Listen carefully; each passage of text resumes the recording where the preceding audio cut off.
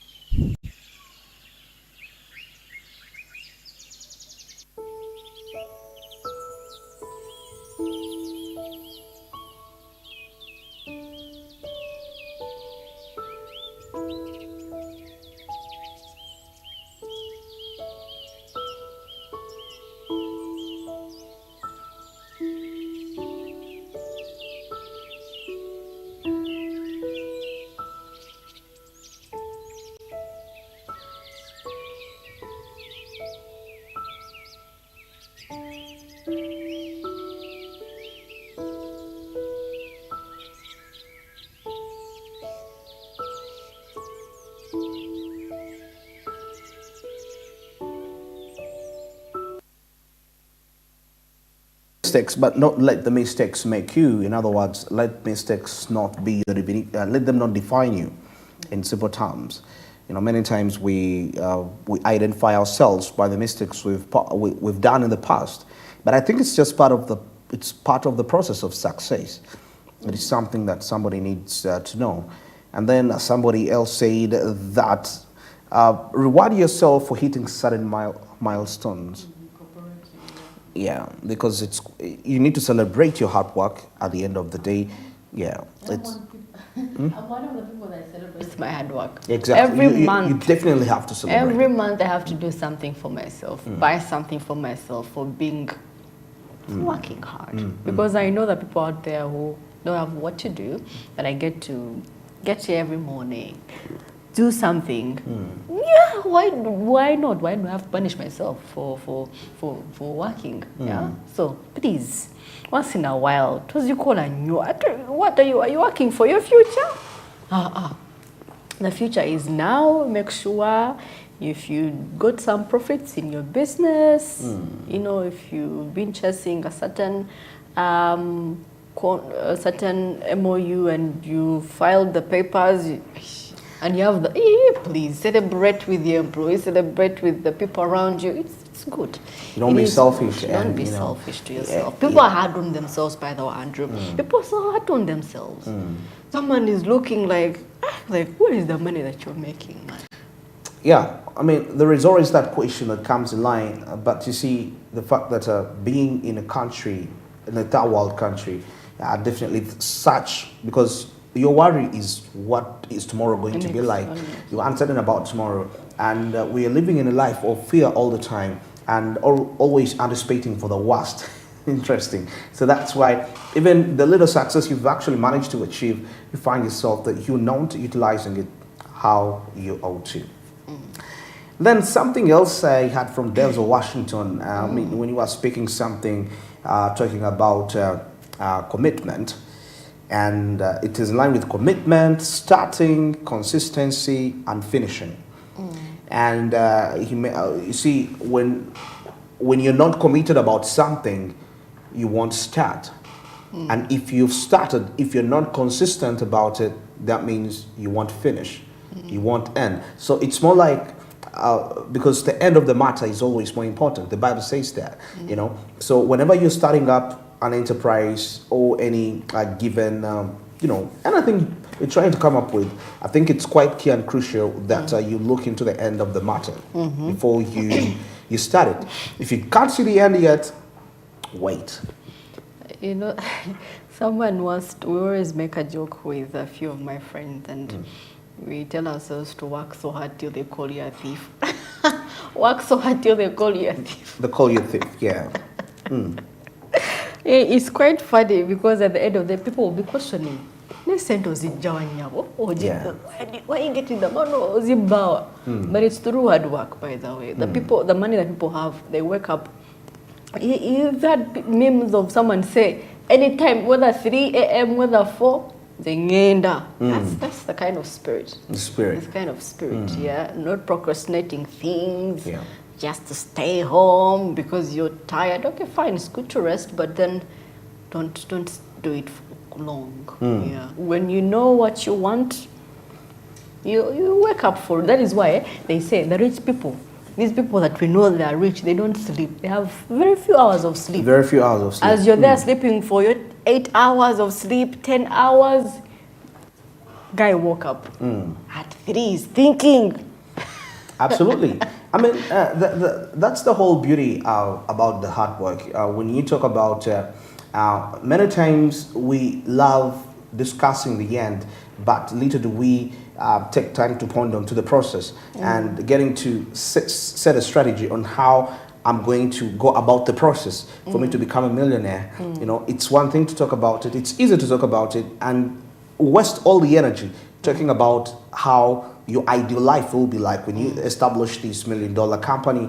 But if we can take time to strategize on the process, seeing, of course, pondering on the challenges that are likely to be foreseen at the end of the day, well, I think that would make us people that are not just talkers, but we take action at the end of the day. And well, that is it for our inspiration moment. Now heading into a very interesting discussion here, talking about the Buy Uganda, Build Uganda initiative.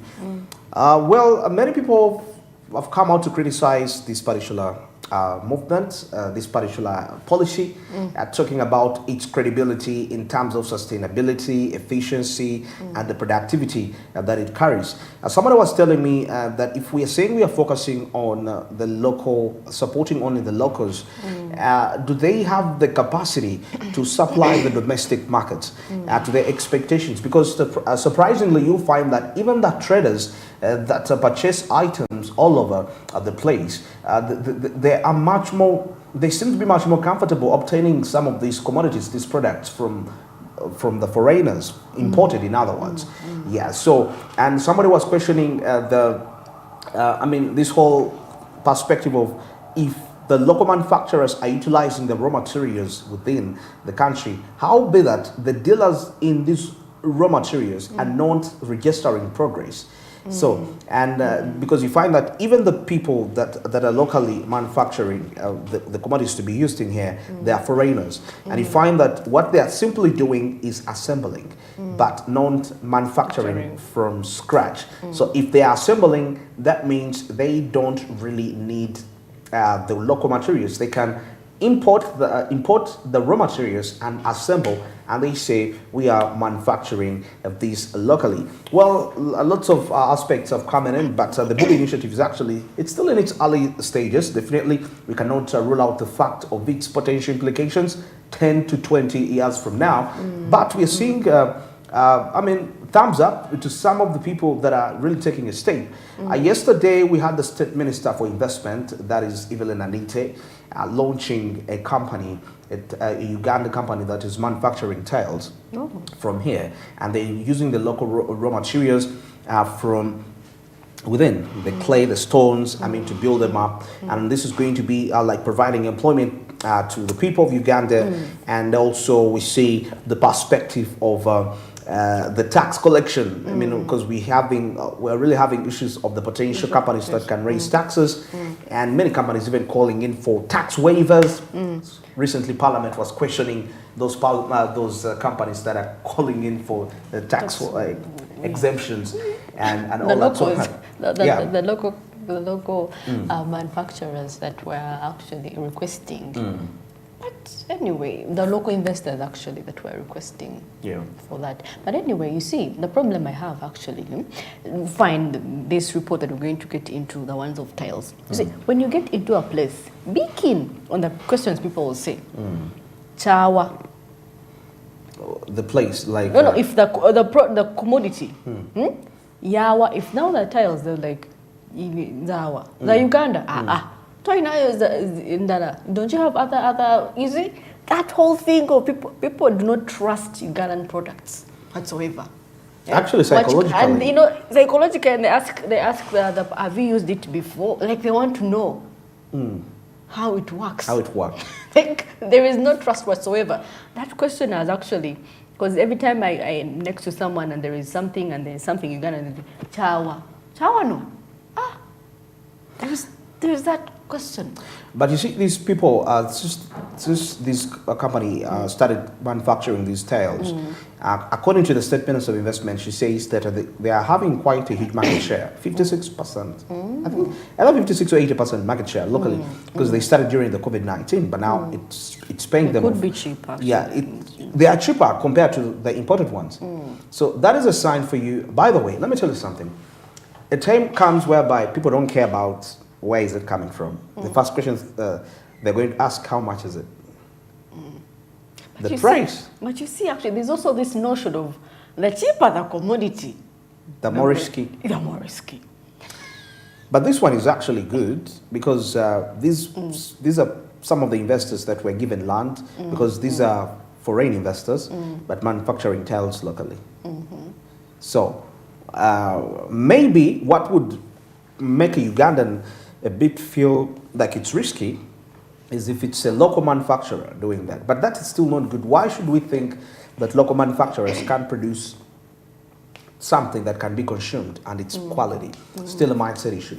And still we see that these tiles produced in the country are still exported. They're being exported to the neighboring countries. So you see, we are increasing on our export receipts. You know, balance. It's causing the balance of trade to be favorable in our terms. So such a great move is actually underway. Well, let's get into this report, and of course we shall be returning to sum this up. Anite, while opening a branch of Modern Tiles factory located in Golobi, stated that they enhance the quality of their modern products by utilizing local resources such as soils in Uganda, including rocks and clay, which are some of the materials used by Modern Tiles in making their product. And we're not just talking about any product, we're talking about a product that we started from scratch as a country, manufacturing of tiles, which we were importing out of Uganda. Largely, all our tiles were imported. And I'm very excited for me because we started with one tile factory in this country. And today we are talking about 3 different tile factory. But what is exciting story about Modern Tiles is that we started this manufacturing of the modern tiles during the COVID period. And within 6 months, the factory was up. And today we're talking about a market share of 58%.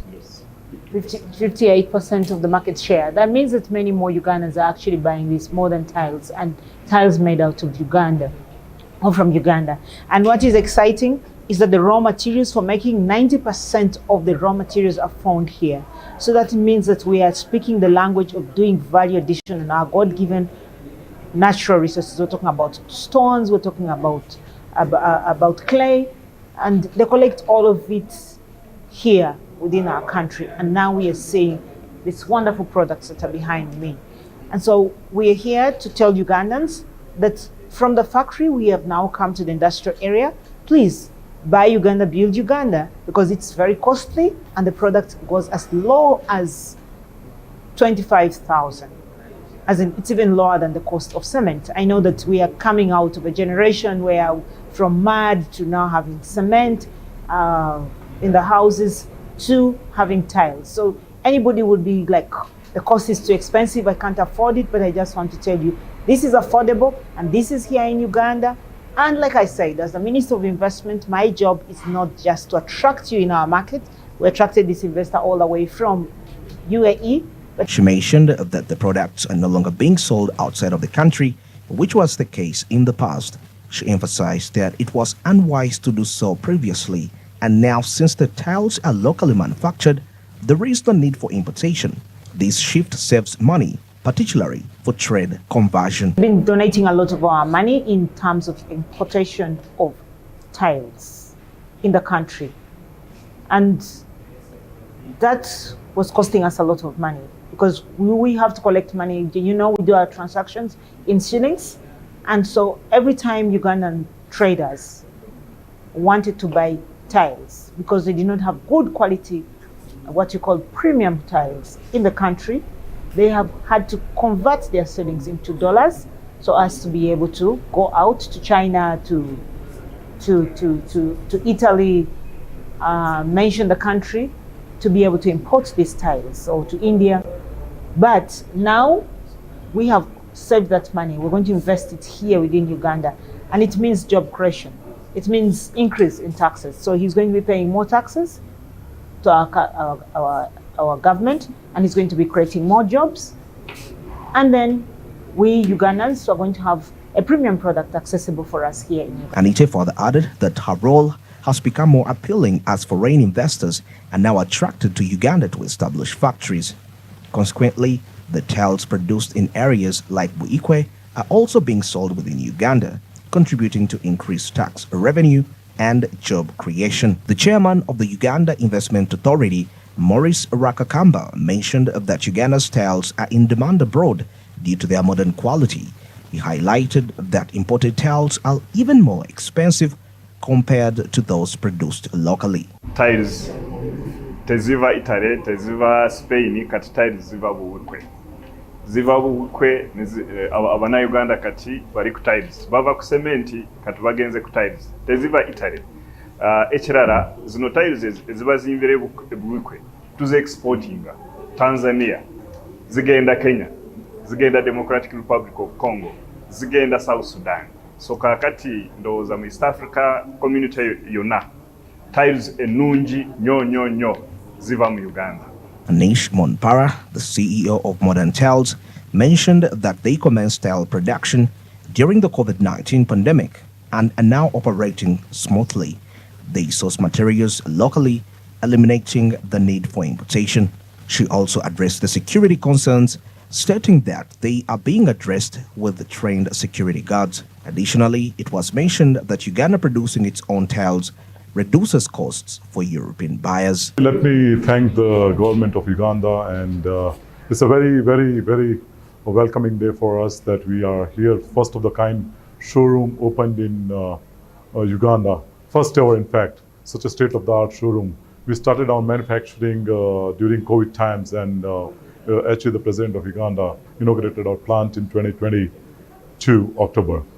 And since then, it's been a very exciting journey for us that overall we reached at this level. So 50% market share. And today we have brought in investment more than $30 million in this project and created direct and indirect jobs of 3,000 local Ugandans. And we buy almost 90% of raw material within Uganda. And we become the major substitute for the importation of tile.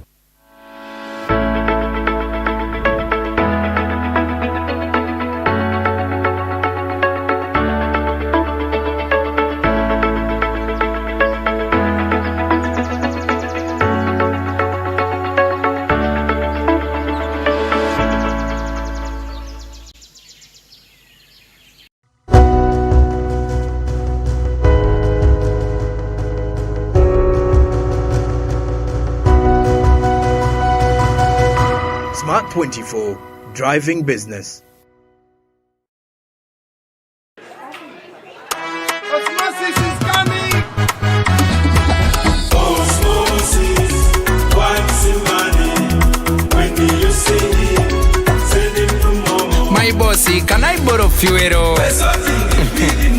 Biggie money, can I borrow renty? Manager, give me some caloni. Okay, what about 5K?